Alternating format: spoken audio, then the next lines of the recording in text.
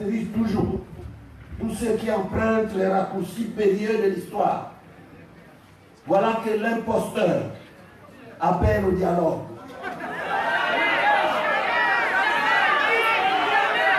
Quel dialogue? Avec qui et dans quel but? Voilà quelqu'un qui a été désavoué par le peuple et battu par les urnes, qui demande à celui à qui il a volé l'élection de venir dialoguer avec lui. Il me demande sur quoi le revolver sur la tempe, les hélicoptères d'attaque et les mirages volants en basse altitude au défi. Non, nous ne céderons ni aux menaces, ni aux intimidations. Nous n'irons à aucun dialogue sous l'égide de cet imposteur.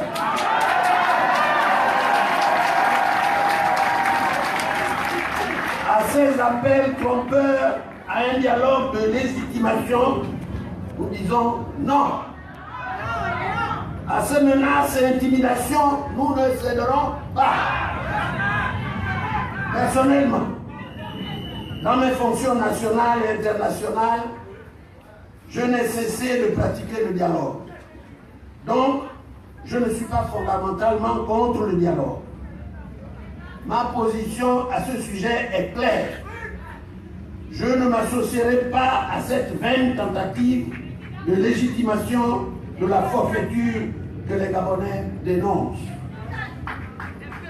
J'appelle chaque Gabonaise et chaque Gabonais à une résistance active jusqu'à la fin de cette forfaiture. J'appelle chaque Gabonaise et chaque Gabonais à une résistance active jusqu'à la fin de cette forfaiture. Le peuple gabonais doit rejeter et faire obstacle avec la plus grande détermination à cette nouvelle imposture qui veut s'opposer à notre pays.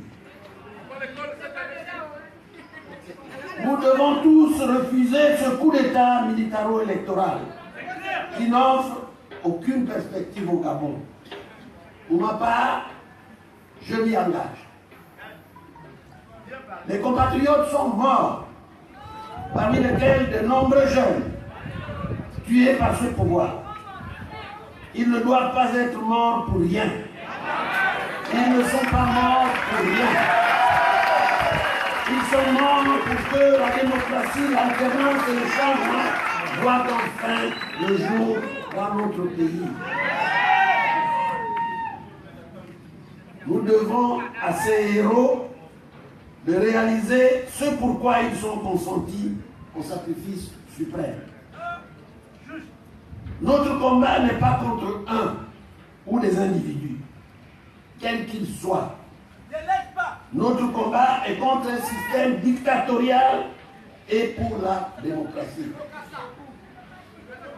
Dans le respect des normes internationales en matière de démocratie, en accord avec l'éthique républicaine, nous devons ensemble nous engager pour la libération de notre pays du joug de cette dictature qui vient d'être réinstallée par la Cour constitutionnelle. C'est fort de tout cela, avec gravité. J'annonce solennellement les initiatives suivantes.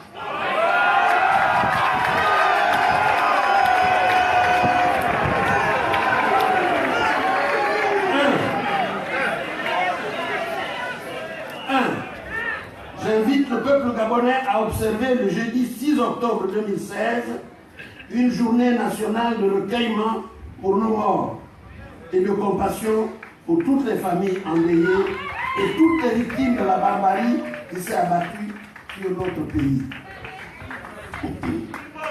Le jeudi 6 octobre, les Gabonais des 9 provinces et de la diaspora sont invités à rester ce jeu et à observer une journée de recueillement, de méditation et de réflexion. 2. J'appelle le peuple à se préparer à un dialogue national inclusif qui sera organisé à mon initiative.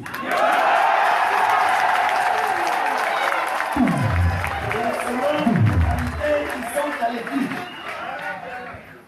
Parce que ce coup d'État militaro-électoral a créé dans notre pays une situation de crise sans précédent dans notre histoire. Il me reviendra d'œuvrer prioritairement à la réconciliation des filles et des fils de ce pays en ouvrant un dialogue national inclusif.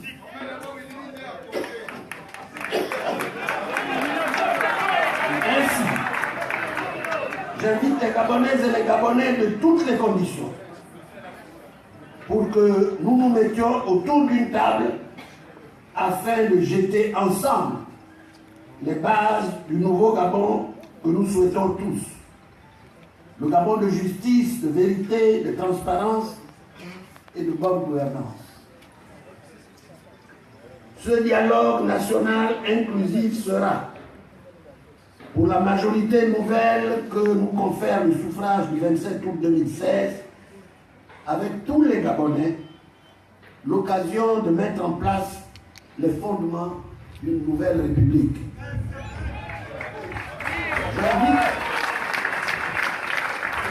J'invite dès cet instant les partis politiques, les syndicats, la société civile, les confessions religieuses, la diaspora et toutes les autres forces vives de la nation à se préparer à prendre une part active à ce dialogue national.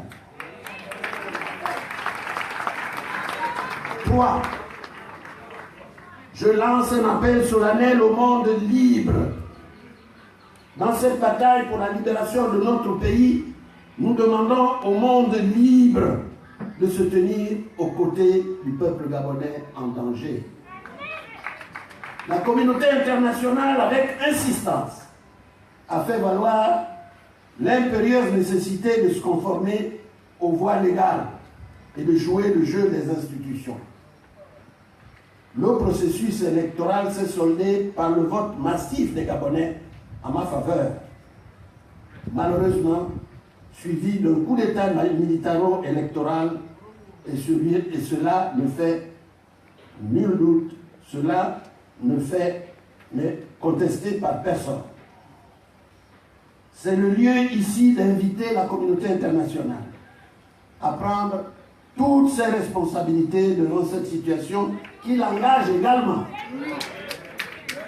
Nous demandons à la communauté internationale de prendre des sanctions ciblées à l'encontre des personnes qui se sont rendues coupables de ce coup d'État militaro-électoral.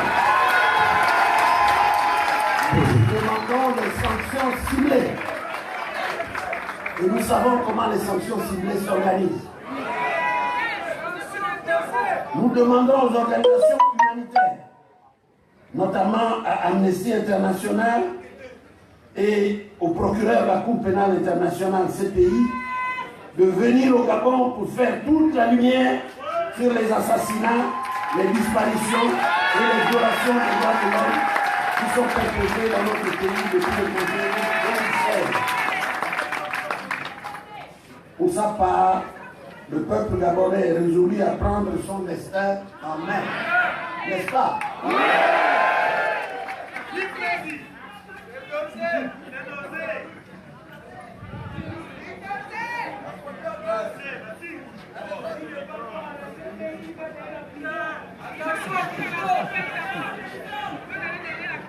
Gabonaises, Gabonais, mes chers compatriotes, en cette période décisive de l'histoire de notre pays, comme je m'y suis engagé personnellement, je ne céderai pas, je ne reculerai pas. Le Gabon est notre pays. Son destin repose d'abord et avant tout sur la détermination de chaque Gabonaise et chaque Gabonais. Ensemble, disons-le, 2016 ne sera pas 2009. Que Dieu bénisse le Gabon, je vous remercie.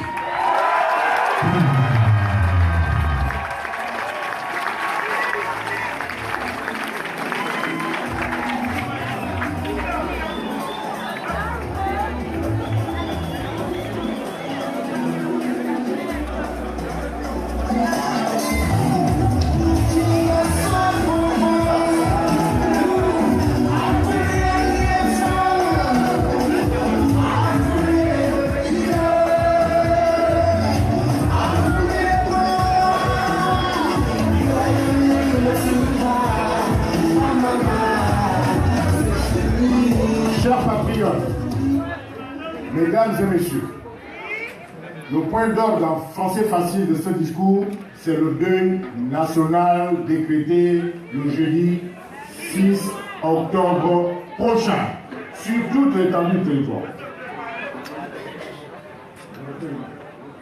Bon, ça c'est bon, le recueillement.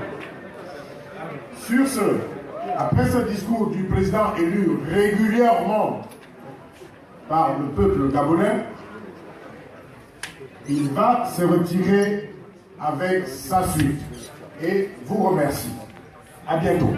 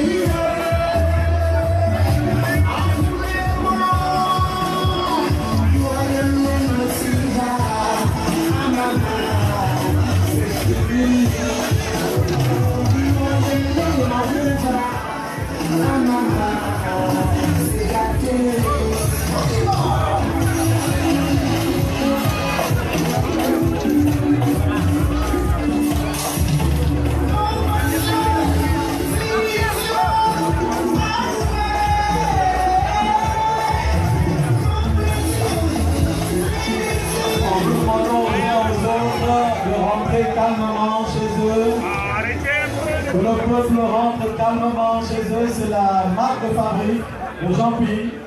Dans le calme, dans le silence, nous luttons, nous sommes disciplinés, nous sommes organisés, nous sommes méthodiques, nous sommes déterminés.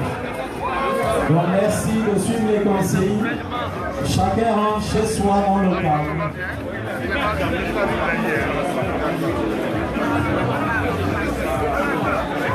Donc, comme vous le savez, on nous attend dans les villages, on nous attend dans les carrefours. On rentre dans le calme, on prend son taxi et on se dirige tout droit chez soi.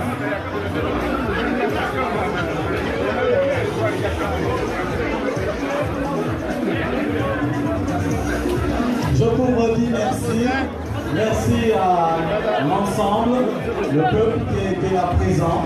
Merci pour avoir répondu à l'appel, aussi nombreux cet après-midi. Et comme vous l'avez entendu, nous avons reçu deux grandes consignes. Une première journée donc, de recueillement, le 6 octobre. Et ensuite, nous attendons les grands signes pour ce dialogue national inclusif. Là, c'est notre président de la République, le président élu Jean-Pierre, qui en prendra l'initiative, qui est aux commandes et qui va donner le temps à tous. Merci beaucoup.